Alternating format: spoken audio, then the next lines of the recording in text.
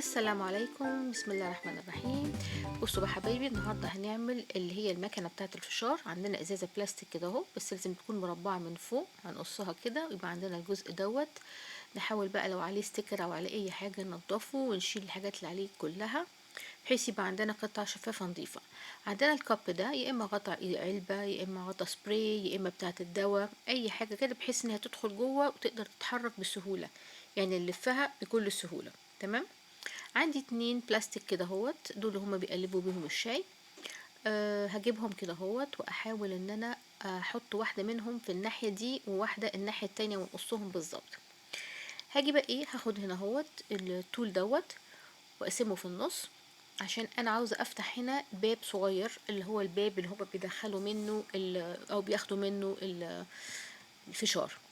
هنقطع طبعا سهل جدا لان ده بلاستيك، وهنقطعها كده، وهنحاول ان احنا نوضب الحروف بتاعتها بطريقة ما، ونعمل لها حد كده هو بحيث انها تتفتح وتتقفل. هجيب ستيكر اللي هو فضي، او لو ما عندناش نجيب فويل بيبر، ورق فويل، بس الستيكر احسن.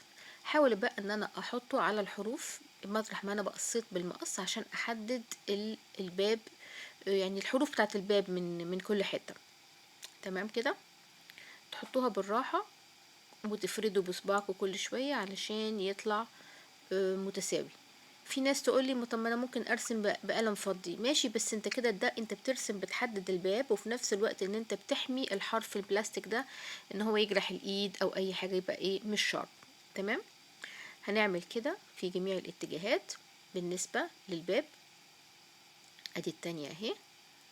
خلوا بالكم لان الستيكر ده بيعمل يعني بمعنى ان هو بيطلع بسرعه او بيلزق في الايد بسرعه، فلو ما عملتوهوش هيتلف على ايدكم بعد كده، ايه لما تيجوا تلزقوه هيدي تأثيرات كده مش ظريفه.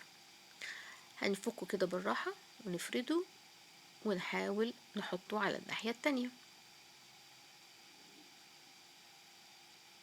شوفوا بيلف معانا ازاي. نخلي بالنا. انا حبيت احطه فضي، ممكن انتوا تحطوا اي سوليتيب الوان تانية زي ما انتوا عاوزين، اسود مثلا. انا فضلت الفضي عشان كأنه اطار معدن الومنيوم. تمام. نفرد كويس كده ونقص الزيادات. نيجي للجزء الفوقاني برضو عملناه، والجزء التحتاني برضو هنعمله بنفس الطريقة، بس هنحط له نسبة او كمية اكبر شوية.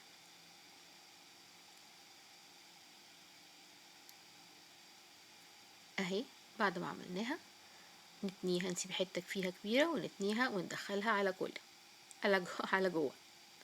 طيب نيجي بقى نجرب البتاعة دي ونشوفها. احنا طبعا شفناها، اخترنا الحجم بتاعها بحيث ان هو يلف من جوه ويبقى ايه مظبوط.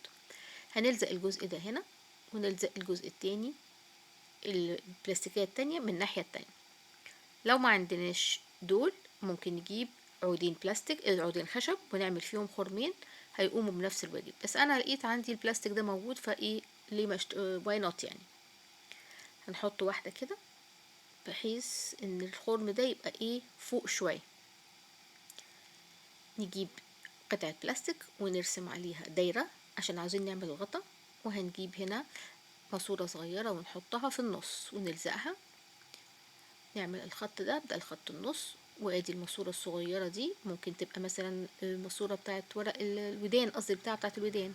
نحطها في النص كده ونلزق. انا عاوزة اعمل حد. تمام.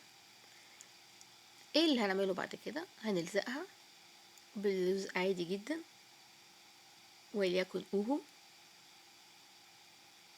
ونسيبها لغاية ما تنشف شوية.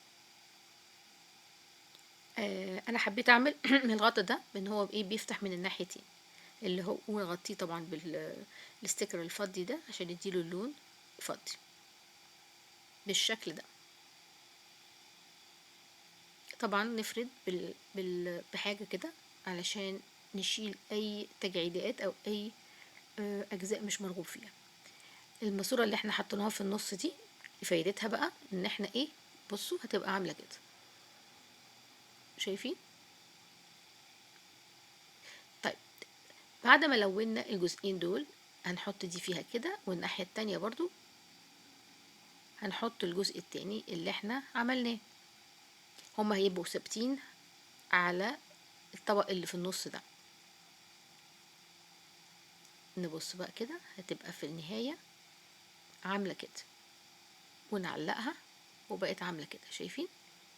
بحيث ان هي لما تتملي فشار يقلبوها وتنزل من الناحية التانية. طيب الخطوة اللي بعد كده، بعد ما عملنا دي، نحط بقى شوية ديكورات، شوية حاجات كده زي الايد اللي هي بتتحط، اسلاك ساعات نازلة منها. ونيجي بعد كده المرحلة الأخيرة، مرحلة التزيين. نطبع ستيكر ونحط، نعمل حجمه صغير ونبتدي نلزقه. الحبة اللي ورا دول اللي هما معلومات عن الجهاز، ونحط السلك دوت كأنه كهرباء، وبالتالي نحط سويتش اون واوف عشان نفتح ونفتح الكهرباء اهي. ونعلق بقى اخر ديزاينات احنا عاملينها، ناخدها ونصغرها من على الانترنت وتبقى بالشكل ده. ايه رأيكم؟ اتمنى انها تكون عجبتكم، واشوفكم في فيديو تاني باذن الله. لو عجبكم الفيديو اعملوا لي لايك وشير وفولو وكومنت حلوه، سيبوا لي كومنت حلوه. وشكرا. والفشار اللي جوه ده على فكره ده حقيقي، بس انا ممكن نعمل فشار بالصلصال، هنعمل لكم، احاول اعمل فيديو تاني ان شاء الله للفشار بالصلصال. باي باي.